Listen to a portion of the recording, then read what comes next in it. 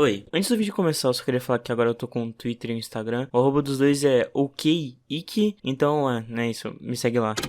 Provavelmente em algum ponto da sua vida você já deve ter esbarrado em um jogo assim. Definitivamente é um jogo, mas por mais que ele não tenha nada de errado visualmente falando, na verdade alguns até podem ter, ainda assim ele tem uma aura, ou melhor, ele tem a falta de uma aura. Não tem nada que chame a atenção e no final nem sei se pode ser classificado como um jogo ruim, mas sim um jogo sem alma mesmo. E acreditem, jogos assim são extremamente comuns. Tipo, de verdade, eles são extremamente comuns mesmo. E em alguns casos até podem ser danosos a criadores de jogos independentes, porque esses jogos em si representam um grande mal a qualquer plataforma de jogos, seja as mais abertas como a Steam, até as mais fechadas como, acredite ou não, a do Switch, ou até mesmo a PSN. Mas antes da gente falar disso, a gente tem que entender o que fazem esses jogos não terem alma, e principalmente, por que tem tantos jogos assim na Steam. De verdade é surreal a quantidade de jogo estranhos que tem na Steam. Em primeiro momento, eu vou usar de exemplo aqui, é o Survive the West. Esse jogo se encaixa perfeitamente no molde de jogo que eu falei tem pouco tempo. Se você olhar, são poucos jogos que são assim como ele. Esses jogos que não tem uma aura. Isso independe de modelos incríveis, boa iluminação. Esses jogos têm algo a menos do que praticamente qualquer outro tipo de jogo. E todos esses jogos têm, e esse em específico não tem, é algo chamado Game Feel ou Game Juice, que é basicamente o que o jogo te faz sentir. E não tô falando de emoções, mas sim de sentido mesmo. Por exemplo, se é feito um personagem atirando, se você olhar essencialmente,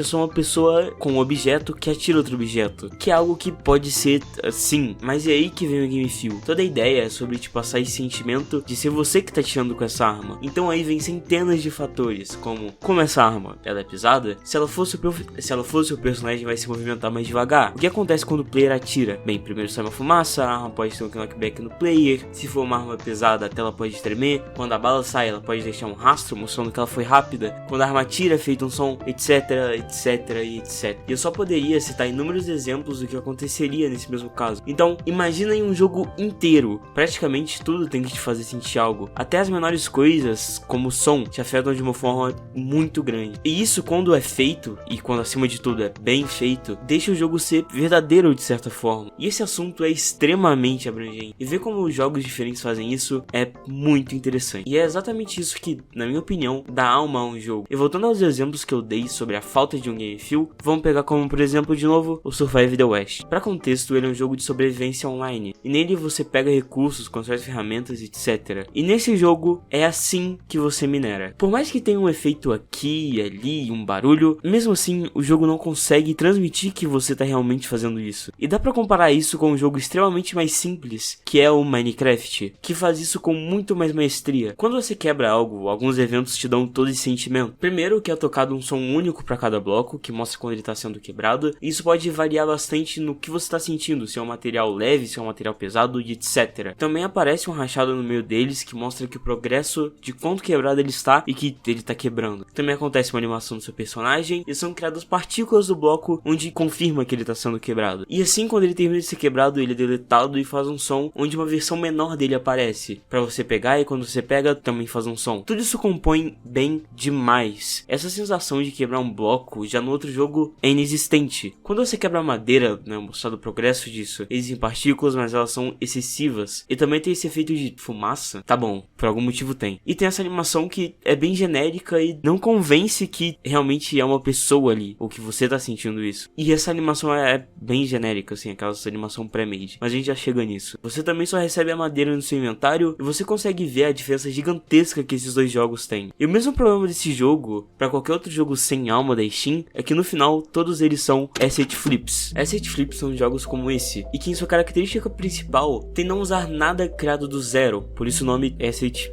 flip. Pegando o mesmo exemplo do Survive the West, nenhum asset dele é de fato feito do zero. Todos eles foram comprados de terceiros que disponibilizam a compra online. E é muito comum ver outros desenvolvedores fazendo isso, tanto é que na Unity e na Unreal tem suas próprias lojas para venda de assets. E a maioria desses assets são usados para estudo e para pessoas que estão começando a criar jogos, mas como uma ajuda mesmo. E o problema todo tem como as desenvolvedoras usam isso. Obviamente não é ilegal usar assets. E tem muitos jogos grandes que usam disso para facilitar o desenvolvimento, mas são sempre modelos mais simples e nunca em uma grande escala como os asset flips. Inclusive, o Survival the West é um asset flip, sei que você não tenha percebido até agora. Ele usa o Western Pack que dá pra comprar e usar, e ele também tá disponível na loja da Unreal. E por acaso já não esteja claro, mas a maioria gigantesca desses jogos são só golpes. Geralmente são vendidos a um preço meio alto e dizem estar em desenvolvimento, mas no final eles ficam com seu dinheiro e simplesmente somem. E isso é infelizmente algo extremamente comum, principalmente na Steam. Muitos desses jogos são obviamente feitos no meme, entre muitas aspas, né? E vendidos a R$1 às vezes. E as pessoas literalmente só compram pra poder dar isso de um presente pra algum amigo. Principalmente os jogos adultos da Steam, que tem a rodo. E por mais que à primeira vista isso possa ser só algo passável, tipo, só ignore e tanto faz, a verdade é que muitas vezes esses jogos de meme que são feitos acabam pegando o espaço de um jogo indie pequeno, que de fato precisa dessa atenção. E esse problema tá todo instaurado na Steam mesmo, porque ela não filtra praticamente nenhum jogo que entra na loja. Em 2013 foi implantado um sistema de qualidade chamado Steam Greenlight, e ele funcionava mais ou menos assim. Primeiro era publicado o jogo que precisaria de aprovação do público para ser lançado e entrar na Steam, o que sinceramente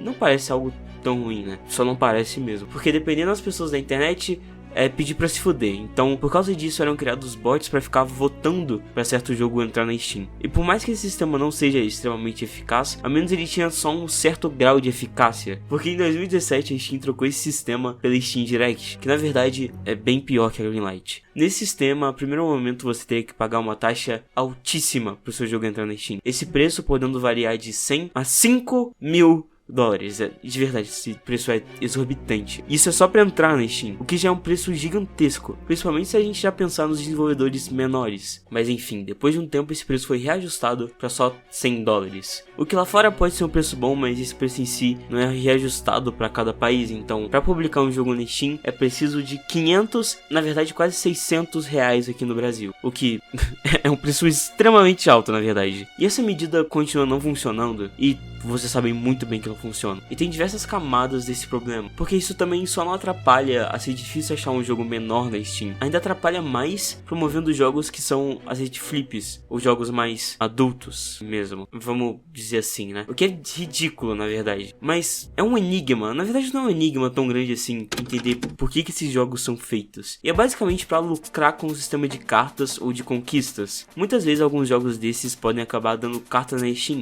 que se você não sabe, você consegue vender e ganhar alguns centavos. E as conquistas também é mais por uma questão de estética, onde um jogo puzzle adulto, digamos assim, pode dar conquistas falsas, onde o ícone dela é uma letra ou algo assim, e isso é usado na customização de perfis da Steam. Então o preço geralmente é extremamente atrativo para a compra desse jogo, tendo essas duas coisas em mente. É claro também que você pode dar um jogo de hentai se for para um amigo seu.